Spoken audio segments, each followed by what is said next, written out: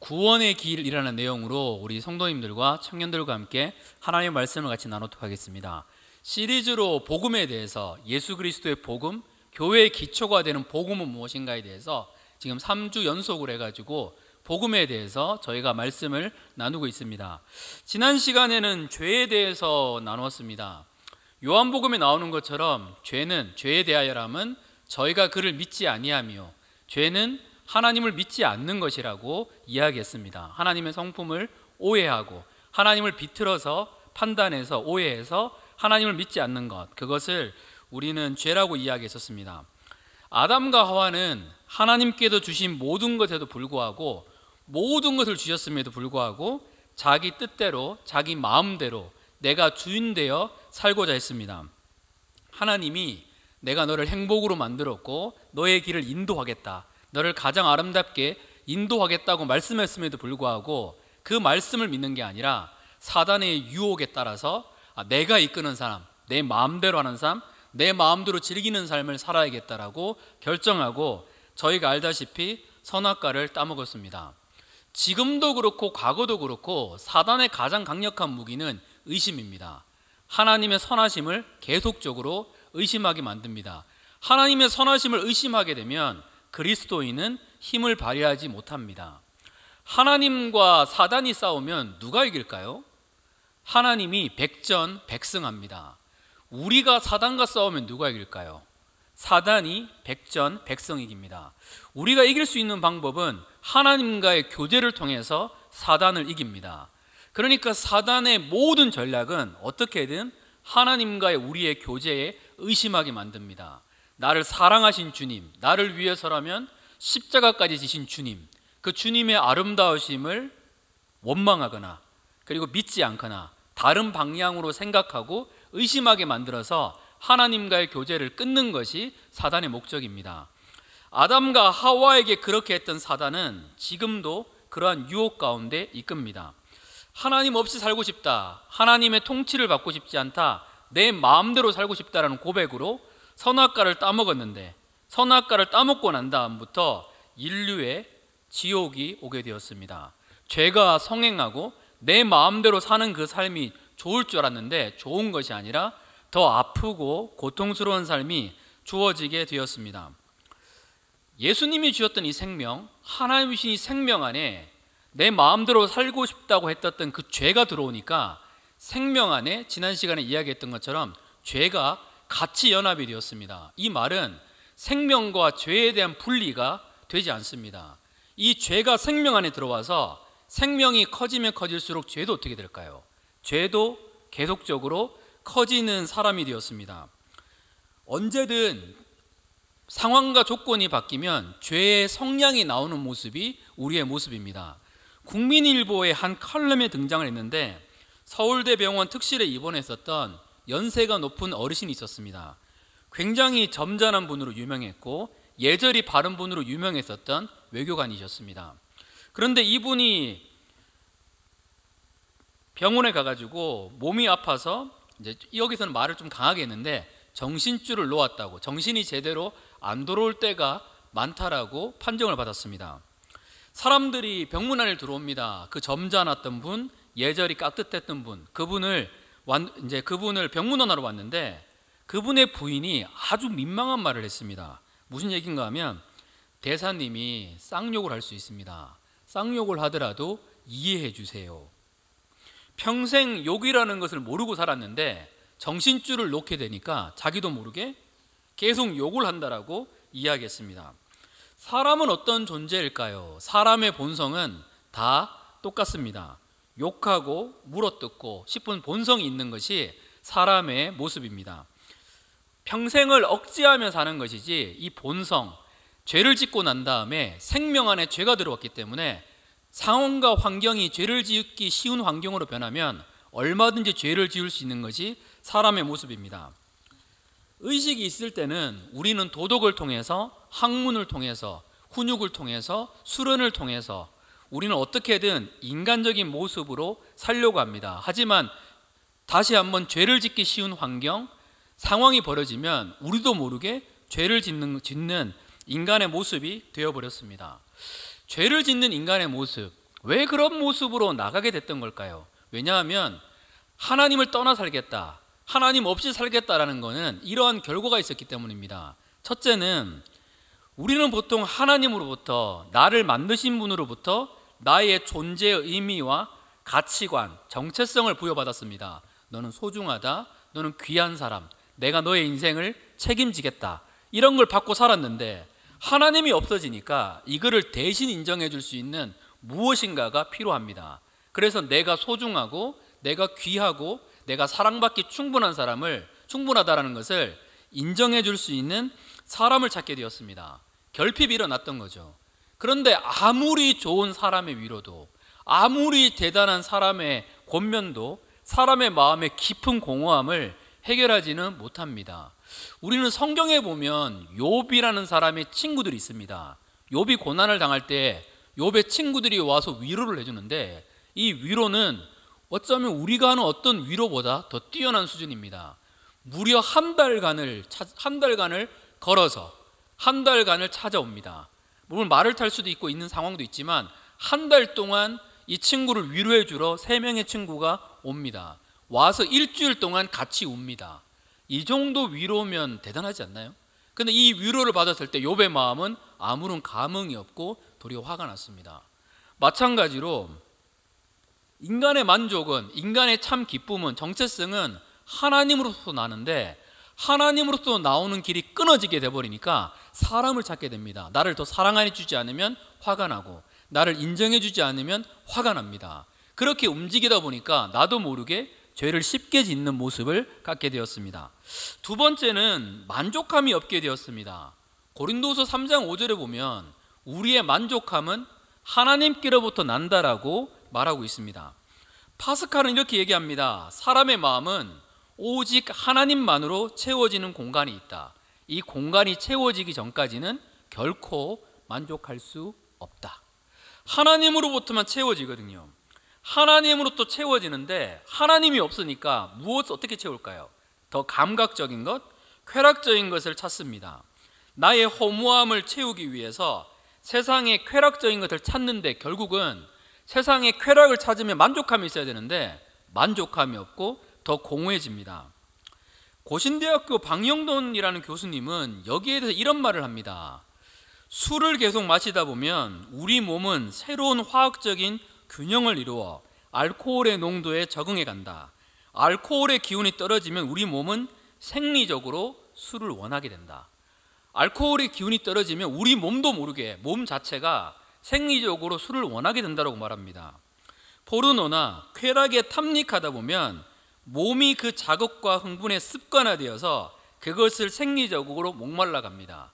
우리의 몸 자체가 타락했기 때문에, 우리 몸 자체가 죄인이기 때문에 죄 가운데 따라가고 그것이 좋게 보이고, 하지만 그 결과는 기쁨이 넘쳤다, 즐거움이 넘쳤다가 아니라 도리어 더 깊은 허무함으로 다가오는 것이 우리의 모습입니다. 또 이분은 이렇게 말합니다. 띄워주실까요? 두 번째 거. 예. 하나님을 섬긴다고 하면서도 몸으로 세상과 죄의 쾌락을 쫓기에 몸이 하나님보다 세상을 더 목말라 하는 것이다. 몸이 거룩한 것을 싫어한다. 하나님께 예배드리고 기도하는 것을 지겨워한다. 나는 왜 예배드리는 걸 원하지 않을까? 나는 기도하는 것을 왜 지겨워할까? 죄인이기 때문에 그렇습니다.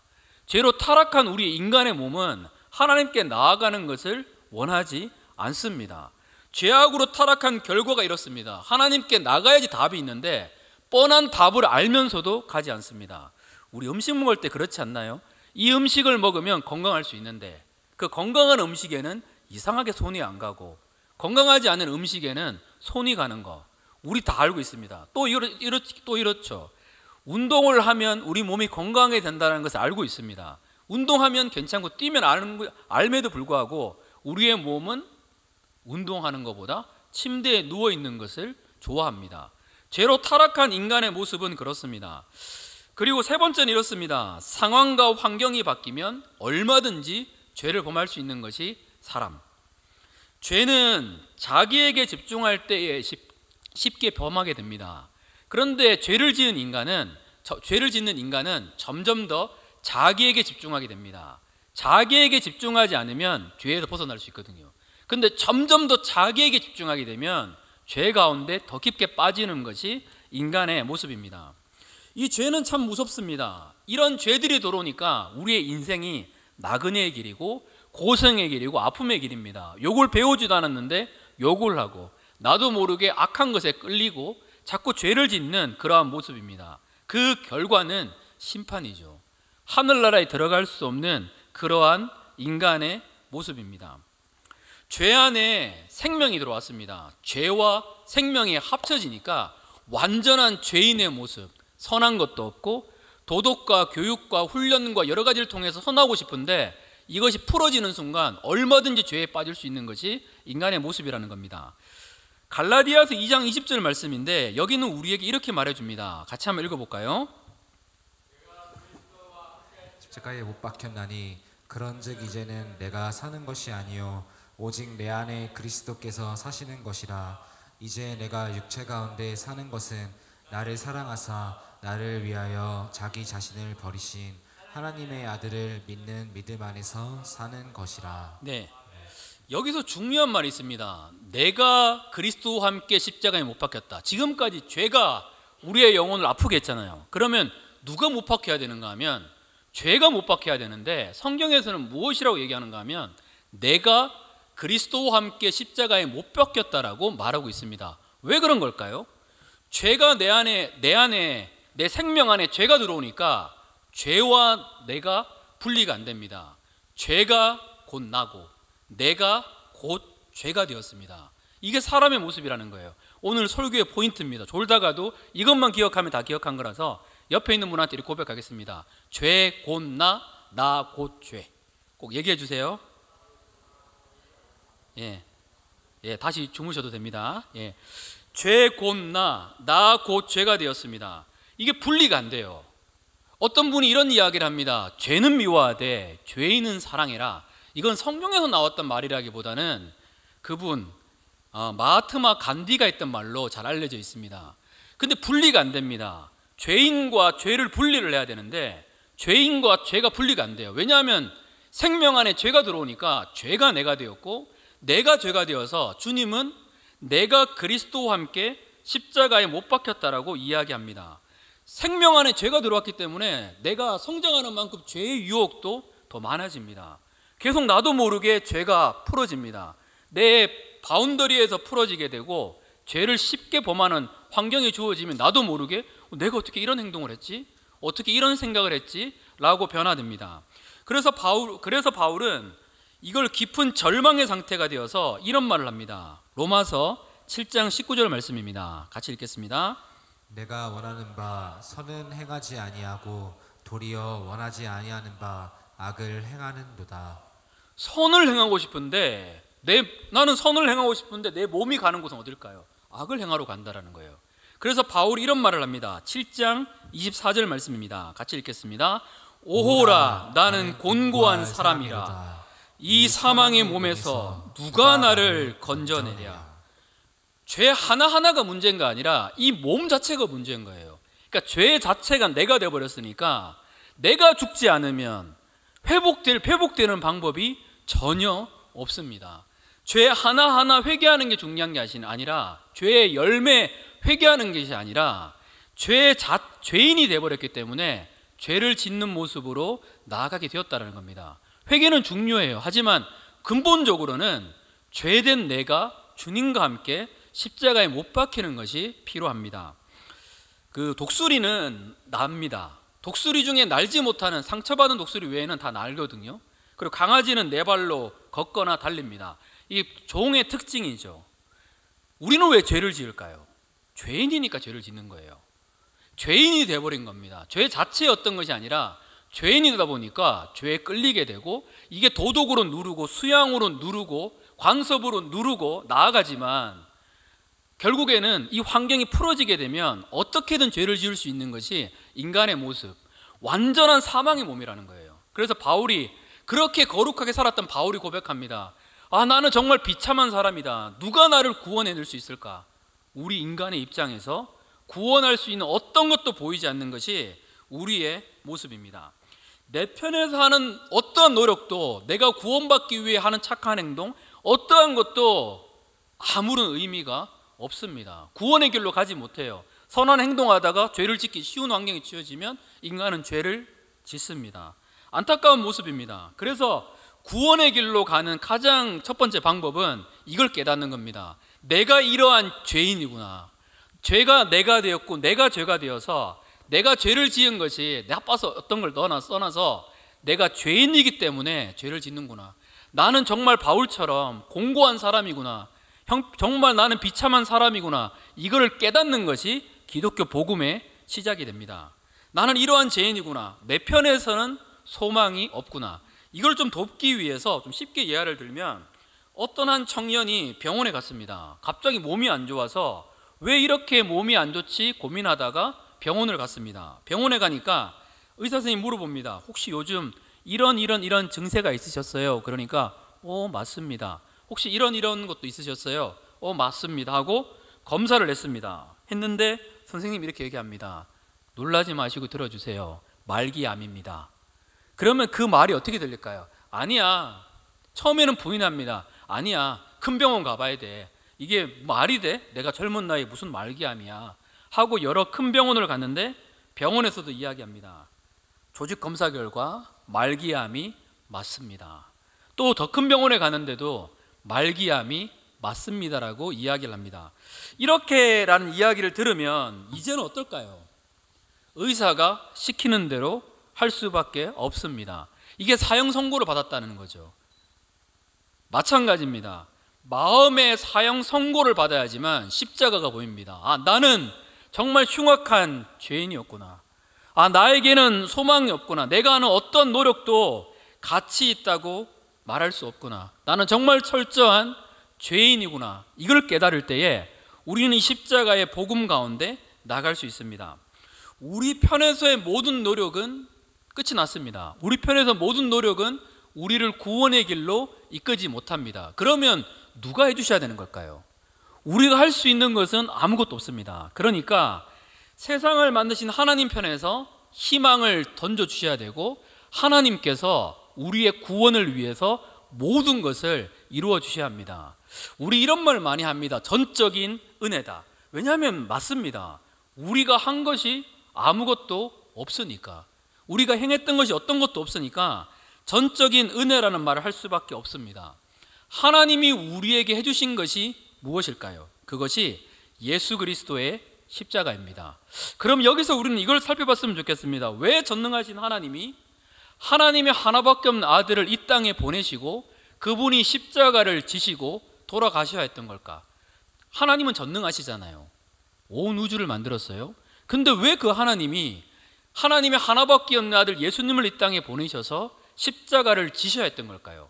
대신 죽으셔야 했던 걸까요? 우리 창세기 3장 15절 말씀 같이 한번 읽어보겠습니다. 자, 시작. 내가 너로 여자와 원수가 되게 하고 내 후손도 여자의 후손과 원수가 되게 하리니 여자의 후손은 내 머리를 상하게 할 것이요 너는 그의 발꿈치를 상하게 할 것이니라 하시고. 네, 아무나 오셔서 나를 대신하여 죽는다 그래서 우리의 구원이 이루어지는 것이 아닙니다. 여자의 후손이어야 합니다. 그것을 지난 시간에 말했습니다. 우리 인류는 남자와 여자와의 관계를 통해서 태어납니다. 근데 여자의 후손으로 태어난 사람은 온 인류 역사에 한 분밖에 존재하지 않습니다. 그분은 우리 주 예수님입니다. 하나님의 아들밖에 없었어요. 우리를 구원하기 위해서라면 우리가 가지고 있는 죄 많은 죄가 나고 내가 곧 죄인데 나를 구할 수 있는 방법은 내가 있는 죄를 다 짊어지고 십자가에 죽으실 분이 필요했는데 그분이 하나님께도 예수님밖에 없었습니다. 그래서 이거를 여인의 후손이라고 말합니다. 여인의 후손이라는 말은 크게 두 가지 뜻이 있습니다. 첫째는 죄 없는 생명을 가지신 분, 죄 있는 사람이 죄 있는 사람을 위하여 죽는다 해가지고 무슨 의미가 있는 걸까요? 나도 죄가 많은데 네 죄를 갚아줄게. 아무런 의미가 없습니다. 죄가 없는 분이셔야 됐었어요. 그리고 또한 인간의 모습을 입고 이 땅에 와야 합니다. 인간을 책임지려면 인간이어야지 그분이 죽을 때 가치가 있습니다. 예를 독수리 모습으로 독수리가 죽는다면 같은 종이 아니잖아요. 영향력이 없습니다. 그래서 인간의 몸을 입고 오셔야 했기 때문에 여자의 후손으로 오신 예수님, 그분을 하나님은 보내셔야 했습니다. 하나님의 하나밖에 없는 아들 예수 그리스도가 이 땅에 오셔서 내가 죄, 그 다음 곧 내가 죄가 곧 나였던 나를 대신해서 십자가에 완전히 죽으셨습니다. 본래는 누가 죽어야 되는 걸까요? 내가 죽어야 되는 겁니다. 그러니까 이거는 잠깐 회개하거나 고백해서 해결될 수 있는 문제가 아니라 내가 죄가 되고 죄가 곧 내가 돼버리니까 내 전체가 죽지 않으면 구원의 길로 나갈 수 있는 방법이 없습니다. 내가 죽어야 되는 거거든요. 내가 십자가에 못 박혀야 되는 상황이 됩니다. 내가 죽어야지만 구원받을 수 있는 길이 기독교에서 말하는 구원의 길입니다. 이것을 자세하게 풀기 위해서 레위기는 우리에게 이렇게 말합니다. 레위기에 보면요, 고대의 제사를 드립니다. 죄를 지은 사람이 제사를 드리는데 그 레위기의 제사 절차가 이렇게 되어 있습니다. 첫 번째는 제물을 바치는 사람이 짐승 위에 손을 얹습니다. 다시 한번 볼게요. 내가 죄를 지었습니다. 그러면 이스라엘 백성들은 하나님께 나서 예배를 드렸는데 첫 번째는 제물을 바치는 사람이 짐승 위에 손을 얹습니다. 왜 손을 얹는 걸까요? 그리고 여기서 조건이 하나 있습니다. 짐승을 데리고 와야 되는데 이 짐승은 무조건 흠이 없어야 합니다. 흠이 조금이라도 있는 짐승이면 제사를 못 드려요. 자, 제물을 바치는 사람이 짐승 위에 손을 얹습니다. 그 이유는 내가 손을 얹음을 통해서 전가가 됩니다. 내가 지은 죄가 안수함을 통해서 내가 지은 죄가 짐승한테 갑니다. 그런 의미에서 주님이 전가를 말씀하십니다. 내가 죄를 지었어요. 그러면 짐승에게 손을 얹습니다. 그럼 짐승에게 이 죄가 들어갑니다. 그리고 난 다음에 이게 중요한데 제물을 바치는 사람이 제물로 바쳐지는 짐승을 죽입니다. 죄를 지은 사람은 누구예요? 내가 죄를 지었잖아요. 내가 죄를 지었잖아요. 그러면 이 사람이 제물로 바친 짐승을 죽입니다. 이 의미가 무엇일까요? 내 죄가 짐승에게 전가되었으니까 짐승이 아니라 이거를 죄로 보는 겁니다. 그래서 이 죄를, 죄 지은 나를 내가 대신, 짐승이 대신 죽은 거잖아요. 이 짐승을 내가 잔인하게 잡습니다. 이 짐승을 죽여요. 근데 여러분 혹시 시골에 살았던 분들은 돼지 잡는 거 이런 거 본 분도 계시는데 정말 끔찍하거든요. 정말 볼 수 없습니다. 죄를 지은 사람이 짐승을 죽이면서 어떤 생각을 하는 걸까요? 내 죄 때문에 죄 없는 짐승이 죽었습니다. 죄에 대한 경각심을 가집니다. 그리고 짐승을 죽이게 되면 제사장이 피를 받아서 제단 둘레에 뿌립니다. 그리고 또 보십시오. 제물을 가지고 온 사람, 죄를 지은 사람이 짐승의 가죽 벗깁니다. 이 가죽 벗기는 과정이 정말로 쉽지 않았습니다. 근데 가죽을 벗기면서 이 죄가 이렇게 흉악하고 이 죄가 그렇게 악하고 이 죄가 그렇게 나쁜 거라는 것들을 이스라엘 백성들은 깨닫습니다. 그리고 제물을 가져온 사람이 짐승의 각을 떠요. 각 떠는 거는 더 그렇습니다. 짐승의 각을 뜹니다. 넘겨볼게요. 제사장들이 제단에 불을 피우고 그 다음에 그 불 위에 장작을 지피고 그리고 고기, 머리, 기름 이것을 장작 위에 버려놓습니다. 제물을 가져온 사람이 피에 물들은 내장과 다리를 물에 씻어서 제사장에게 줍니다. 제사장은 내장과 다리를 받아서 어떻게 할까요? 불에 태워요. 잔인하게 짐승이 죽습니다. 그리고 이걸 나중에는 불에 피웁니다. 그런데 하나님이 뭐라고 얘기를 하시는가 하면 이 제사의 향기를 내가 흠양한다라고 이야기합니다. 왜 하나님은 정말로 죄 없는 짐승이 죽는 건데 왜 흠양하시는 걸까요? 그 이유는 이 모습은 상징적인 건데 죄가 타는 모습이기 때문입니다.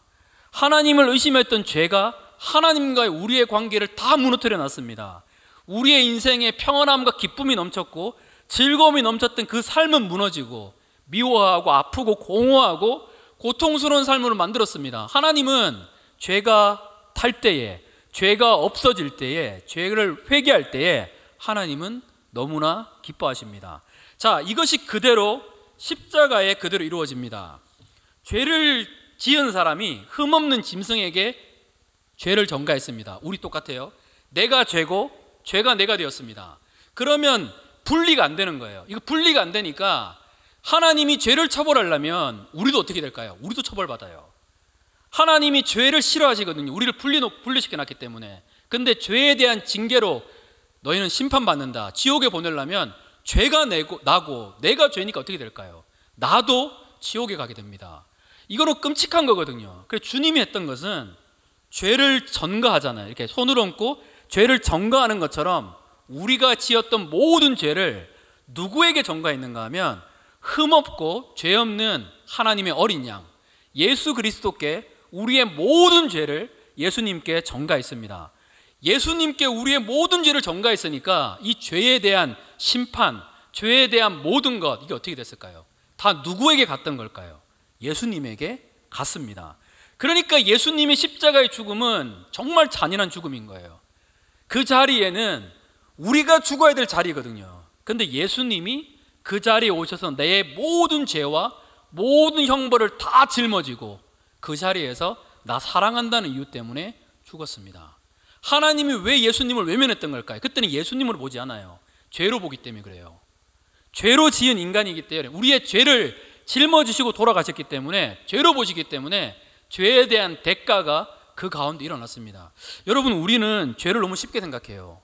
근데 죄를 하나님이 얼마나 미워하시는가 하면 하나님과의 교제를 끊어버린 게 죄였거든요. 그러니까 하나님이 죄를 얼마나 미워하는가 하면 하나님의 아들이 우리를 살리기 위한 십자가의 죽음을 치러야 되는 대가였었어요.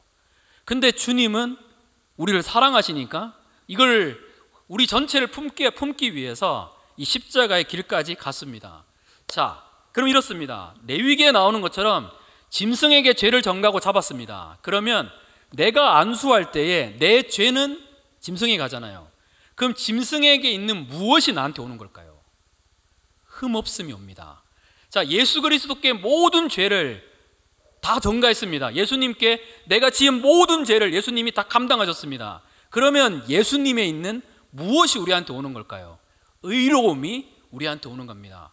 우리가 죄를 지어 천국 가는 것이 아니라 예수님 믿으면 죄를 떠나게 되지만 그 부분이 아니라 왜 예수님을 믿어서 구원받는가 하면 십자가의 죽음이, 예수 그리스도의 십자가의 죽음이 우리를 구원의 길로 이끄셨기 때문입니다. 주님이 모든 걸 다 지셨으니까 우리는 이것을 믿으면 주님의 의로움이 우리에게 옵니다. 그래서 이제 이렇게 말합니다. 고린도전서 1장 30절 말씀인데 같이 한번 읽어볼까요? 고린도전서 1장 30절 말씀. 자, 시작. 너희는 하나님으로부터 나서 그리스도 예수 안에 있고 예수는 하나님으로부터 나와서 우리에게 지혜와 의로움과 거룩함과 구원함이 되셨으니. 자, 우리는 그러니까 예수님이 나의 모든 죄를 담당했습니다. 그러면 우리는 어떻게 되는가 하면 예수님을 믿게 되면 나의 죄를 용서하신 주님, 나 같은 죄인조차도 사랑하신 주님을 믿게 되면 우리는 누구 안에 들어가는 걸까요? 예수님 안에 들어갑니다. 그러니까 예수님의 지혜, 의로움, 거룩함, 구원함이 우리 것이 되었습니다. 이게 예수님의 복음이라는 거예요. 예수님의 구원이, 예수님의 사랑이, 예수님의 의로움이 우리 것이 되어버렸으니까 우리는 하늘나라에 들어갈 수 있습니다. 누가 이런 이야기를 할 때 있습니다. 청년인 중에 이런 얘기가 있는데, 오늘 제가 죄를 지었습니다. 그리고 무너졌는데 회개하지 못하고 죽었습니다. 나는 천국 갈까 지옥 갈까? 뭐 이런 질문한 적이 있었습니다. 근데 이 질문에 대한 것들도 마찬가지입니다. 예수 그리스도께서는 우리의 모든 죄를 다 담당하시고 돌아가셨거든요. 근데 성경에 보니까 하나님은 어떤 분이세요? 의로운 재판장이에요. 근데 우리가 받아야 될 모든 형벌과 모든 죄, 지옥의 형벌까지 하나님의 아들인 예수님이 다 받으셨어요. 의로운 재판장이면 어떻게 해야 될까요? 의로운 재판장이면 죄를 2번 평가하면 안 돼요. 2번 징계하면 안 돼요. 한 번밖에 할 수 없거든요. 의롭으니까. 이미 끝난 죄를 다시 물을 수 없거든요. 예수님이 나의 모든 죄와 모든 것들을 다 감당하고 십자가에 죽으셨습니다. 그러니까 우리는 죄에서부터 구원함을 얻게 되었고 우리는 영원한 생명을 얻게 되었습니다. 하나님이 공정한 재판장이시기 때문에 다시 죄를 물을 수 없거든요. 그래서 우리는 하나님의 나라에 들어갈 수 있습니다.